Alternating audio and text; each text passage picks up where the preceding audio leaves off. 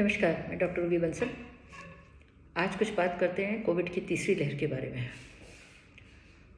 Variant, different variant India में अभी prevalent हैं। डेल्टा भी है और ओमाइक्रॉन भी है। अगर हम जो है पिछले एक वीक का डाटा देखें तो किस तेज़ी से डबल रेट हो रहा है, हर रोज़ डबलिंग हो रही है और एक्सपोनेंशियली राइज है ये।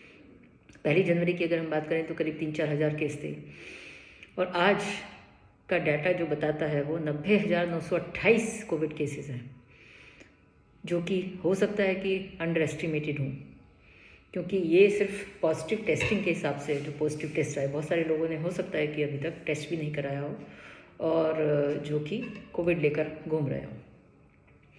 डेथ का आंकड़ा भी बढ़ने लगा है। 325 डेथ हो गई हैं 24 घंटे के अंदर। ये भी अंडर रिपोर्टेड हो सकता है। ये भी जो डेथ्स हैं जो हॉस्पिटल के अंदर होती हैं उन्हीं का आंकड़ा होता है। अगर बिना ट्रीटमेंट के किसी की घर पे डेथ हो गई तो उस आंकड़ा भी शायद उसमें नहीं हो। तो हम मान के सकते हैं कि ये चीज़ें एक्चुअल में इससे काफ़ी ज़्यादा हो सकती है।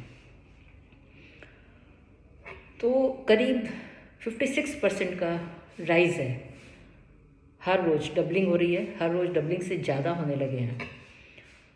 और ओमाइक्रॉन अगर जो है, क्योंकि सीक्वेंसिंग बहुत कम लोगों की हो रही है तो बहुत डिफ़िकल्ट है कहना, पर जितनी तेज़ी से बढ़ रहा है तो ओमाइक्रॉन कहीं ना कहीं प्रेवलेंट ज़्यादा होगा।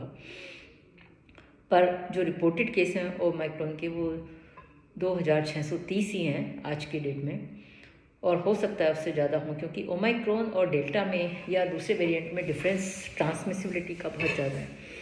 ओमाइक्रॉन की ट्रांसमिसिबिलिटी बहुत हाई है।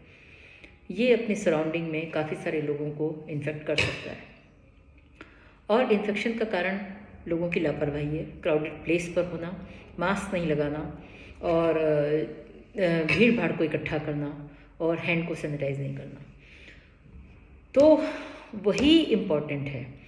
अभी लोगों को लग रहा है कि ओमाइक्रॉन की सिम्टम्स माइल्ड हैं। देखिए, सभी का अगर हम शुरू से पिछले 3 साल का रिपोर्ट देखें कोविड का, तो माइल्ड सिम्टम्स भी शुरू से ही चले आ रहे हैं। Mild, moderated, severe. तो हर किसी को सीवियर सिम्टम्स नहीं है। सीवियरिटी कोमॉर्बिडिटी के हिसाब से होती है।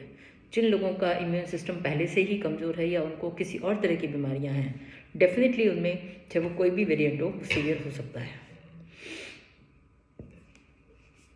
लापरवाही सबसे बड़ा कारण है, तो लापरवाही करने से बचना चाहिए। डेल्टा में डेथ रेट काफ़ी ज़्यादा था, जो पिछली वेव में हम सभी लोगों ने देखा कि किस तरह से यंग लोगों की भी डेथ हुई है और डेथ का आंकड़ा इतना बड़ा था कि वो पूरा हेल्थ सिस्टम चरमरा गया था और कुछ भी नहीं कर पाए थे। तो इस बार भी क्या हम उसी तरफ जा रहे हैं? लग तो ऐसा ही रहा है कि हम उसी तरफ जा रहे हैं।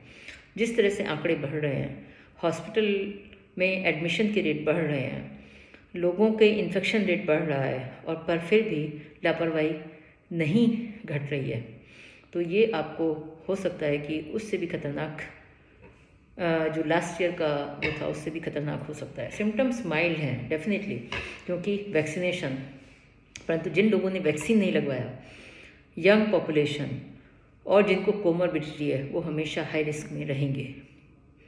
तो 2-3 चीज़ें फिर से रिमाइंड कराना चाहूँगी। पहले तो कोविड अप्रोप्रिएट बिहेवियर। मास्क जो होना चाहिए वो प्रॉपरली टाइट होना चाहिए। आपके यहाँ से उसमें घुसने की जगह नहीं हो। It should be tightly fitted mask.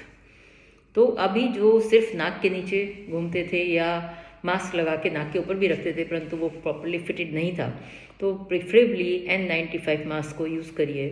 Tight fit वाला हो, विदाउट वॉल वाला हो, जिसको कि आपको परमानेंट यूज़ करना है। जब भी आप क्राउडेड एरिया में हैं, किसी से मिलना है, खुले आकाश के नीचे मिलिए, एटमॉस्फेयर, बड़े रूम में काम करिए, तो जहाँ पर कि वायरस का जो इनटेक है एक पर्सन से दूसरे पर्सन को थोड़ा कम हो सके।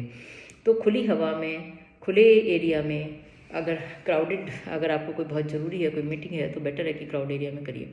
क्लोज सर्कमफेरेंस पर, क्लोज्ड एरिया में कम से कम भीड़ भाड़ में रहिए। मीटिंग के लिए भी कम से कम रखिए। ऑनलाइन काम करिए, वर्क फ्रॉम होम करिए, या आपको अननेसेसरी इधर उधर जाने से तो बिल्कुल ही बचना चाहिए। मार्केट में और इन सब की भीड़ से एकदम से बचना चाहिए। कहीं से भी इन्फेक्शन बहुत दूर से भी हो सकता है, अगर आपने मास्क नहीं लगाया हुआ तो ये इन्फेक्शन 50 फोल्ड बढ़ जाता है। और जो है अगर मास्क लगाया हुआ तो उतना डेफिनेटली कम रहेगा, परंतु भीड़ भाड़ से बचिए।